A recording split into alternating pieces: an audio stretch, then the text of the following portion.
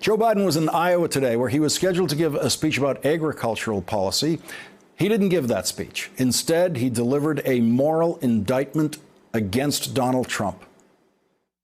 The words of a president matters. They can move markets. They can send our brave women and men to war.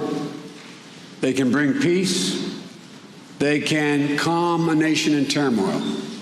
They can console and confront and comfort those who have faced tragedy. And they can inspire us literally to reach for the moon. They can encourage us to appeal to our better angels, to our better nature. But they can also unleash the deepest, darkest forces in this nation. And that's what I believe Donald Trump has chosen to do. In one paragraph, Joe Biden covered years of offenses by Donald Trump. When Trump announced he was running for president, he called Mexicans rapists. Days before the midterm, he fomented fears of a caravan heading to the United States. More recently, he called a major American city, a disgusting rat-infected rodent mess.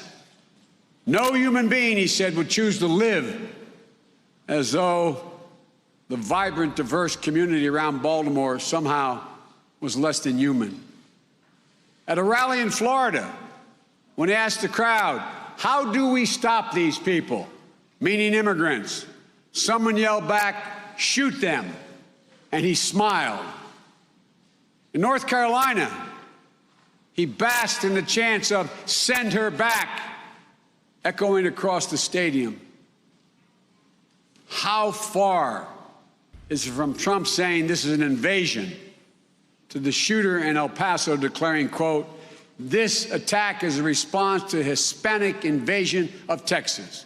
How far apart are those comments? I don't think it's that far at all. It's both clear language and in code. This president has fanned the flames of white supremacy in this nation. His low energy, vacant-eyed mouthing of the words written for him, condemning white supremacists this week, I don't believe fooled anyone. We have a problem with this rising tide of supremacy, white supremacy in America. And we have a president who encourages and emboldens it. Both Cory Booker and Joe Biden talked about American history today in a way that politicians usually don't. They actually acknowledged the good and the bad. American history is not a fairy tale. The battle for this soul of the nation has been a constant push and pull for 243 years between the American ideal that says we're all created equal and the harsh reality that racism has long torn us apart. The same document that promised to secure the blessings of liberty to ourselves and our posterity also allowed for slavery and the so-called Three-Fifths Compromise that discounted the very humanity of black people in America at the time. The honest truth is, both elements are part of the American character. The American creed that we're all created equal was written long ago, but the genius of every generation of Americans has opened it wider and wider and wider to include those who have been excluded in the previous generation. That's why it's never gathered any dust in our history books. It's still alive today, more than 200 years after its inception. But I, honest to God, don't believe Donald Trump sees it that way. I believe, and I really do believe this, that history will look back on this presidency as an aberrant moment in American history. But if Donald Trump is reelected, I believe he will forever and fundamentally alter the character of this nation.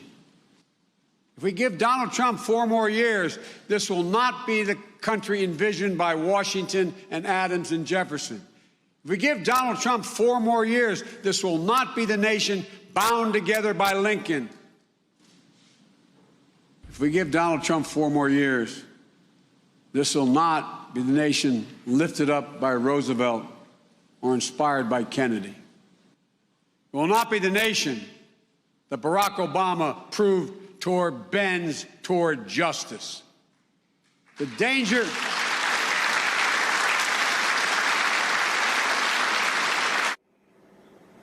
Joe Biden's speech was originally scheduled as a presidential campaign speech, but he made just a single passing reference to his candidacy and his policy proposal to reinstitute a ban on the sale of assault weapons. The speech was not so much a Biden for president speech. It was much more of an anyone but Trump speech. No matter how old or young you are, you've never seen anything like this in your lifetime. We're being reminded every day that there's nothing guaranteed about democracy, not even here in America. We have to constantly earn it. We have to protect it. We have to fight for it. Everyone knows who Donald Trump is, even the people who support him. We have to show them who we are. We choose hope over fear. We choose science over fiction. We choose unity over division. And yes, we choose truth over lies. Thanks for checking out our YouTube channel. Subscribe by clicking on the button below for more from The Last Word and the rest of MSNBC.